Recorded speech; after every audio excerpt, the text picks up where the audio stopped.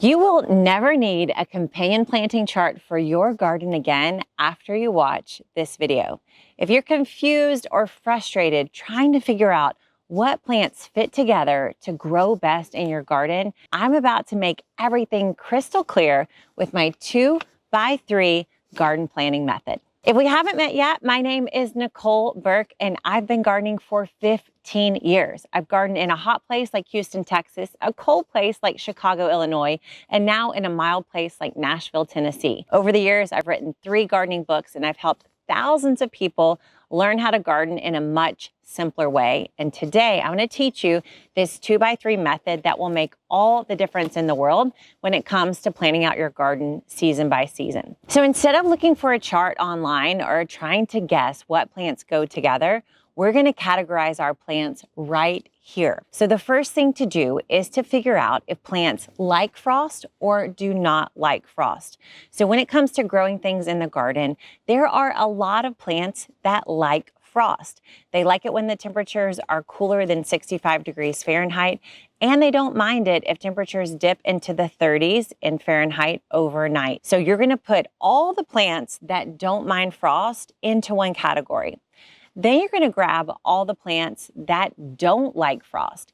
These are plants that would absolutely die. They will wilt. They will go to mush if they get touched by temperatures lower than 32 degrees Fahrenheit. And you're going to put all of those into a pile as well. Now on this side, just to give you an idea, plants that generally like frost are going to be your leafy greens, lettuces, kale, Swiss chard, all those cruciferous vegetables, cauliflower, broccoli, kohlrabi. Then you have root crops, things like beets, carrots, radishes.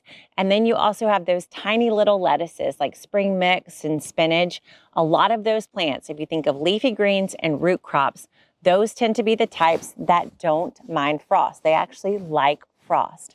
If you're thinking about plants that don't like frost, you want to start considering kind of our quintessential vegetables of summer. Things like tomatoes, peppers, beans, squash, zucchini, and of course the herb basil doesn't like frost at all. You also might think of some of the fruiting things like cantaloupes and watermelons and pumpkins. Those plants also don't like frost. So once you've divided your plants into these 2 categories, loves frost, doesn't love frost, we're going to take it a step further and we're going to define these plants by how much space they need in the garden. We're going to put them into 3 categories here. Large, this is taking up 1 square foot of space of soil in the garden. Medium, this is taking up about 1/4 of a square foot of space in the garden.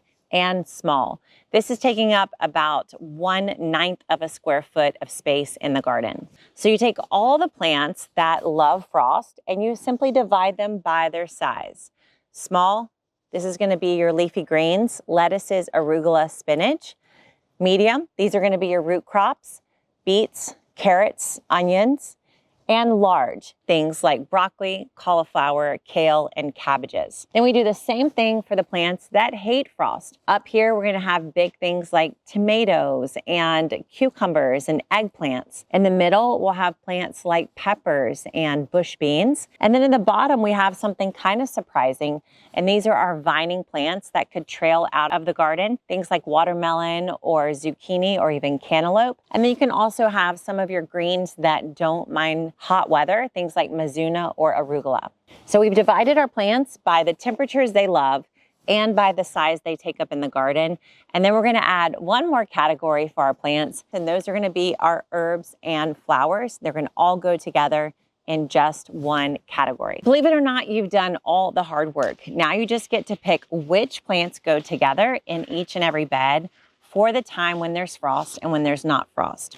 So I like to make a little envelope like this for each garden bed I'm going to be planting in. Nice little artwork here. This is a snowflake, if you couldn't tell. And this is where I'm going to pick 1 plant from each category inside the season I'm working in. So when there's a chance of frost, I'm going to have cabbage as my large plant. Then I'm going to have radishes as my medium-sized plant. And then I'm going to have some spinach as my small plant. Then I'm going to pick 1 herb from this category to put right alongside them for pest protection, and that's going to be parsley. So this right here is a perfect combination for one garden bed. I've got a large, a medium, and a small plant. And then I have herbs that I can plant all around the outside of the garden to protect the bed from pests. And that's all I need to do for this first bed for the entire season. So that's bed 1. Now I've got 8 beds, but I'm going to show you how I'll plan this for just 2. So for the second bed, I'll do the exact same thing. So I'll go in here and I'll find the large plant that I want to grow. In this case, I'm going to do Toscano kale. Then I'm going to pick a medium-sized plant. This one's going to be carrots. And then I'm going to pick a small-sized plant. And this one is going to be arugula. Then I'm going to go and find an herb that will go alongside these. And in this case, I'm going to do cilantro. So now I've got these plants that all grow in the same season and they all complement each other size-wise. And these are all going to go into bed number 2. So I could do this over and over again until I've filled up all my beds for the season when there is a chance of frost. I know all these plants love frost, and I know they'll fit really well together in one bed because they're varying sizes. Then we'll move on to the season when there's no chance of frost. We're going to do the same thing in bed number 1, signified by a sunshine. So in this same bed where I planted cabbages and radishes and spinach, I'm going to replace my cabbages with tomatoes. That will be my large plant. Then I will replace my radishes with peppers. And then I'm going to replace my spinach with some cantaloupe that's going to grow and trail outside the garden. Or the other option I could do is actually this mizuna. This is a green that will grow when it's hot too. Then I'm going to find an herb. In this case, I'm going to go for oregano, and I'll put oregano around the edge of the bed to last me through the summer months. So here I have my entire plan for the same bed I planted in the cool times.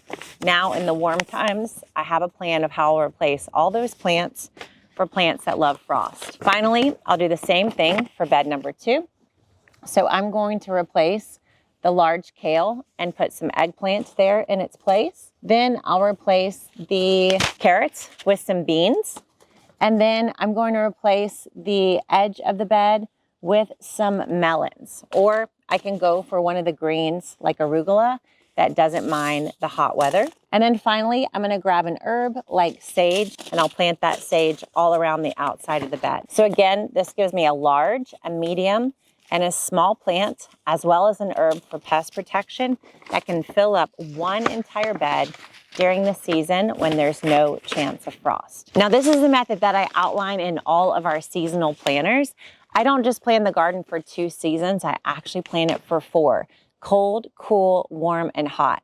And I teach you exactly what to do each and every day of the entire season inside our 4 seasonal planners. So I'm going to link those right below this video, as well as an incredible free resource, which is our Gardenary calendar, where you put in 2 dates for your whole year, and then we give you all the planting dates that you need from those 2 dates. Now, if you want to watch and learn how I take all these plants and put them into the garden in a way that gives me tons of food, tons of beauty, and lots of pest protection, you should watch this video about my planting method next.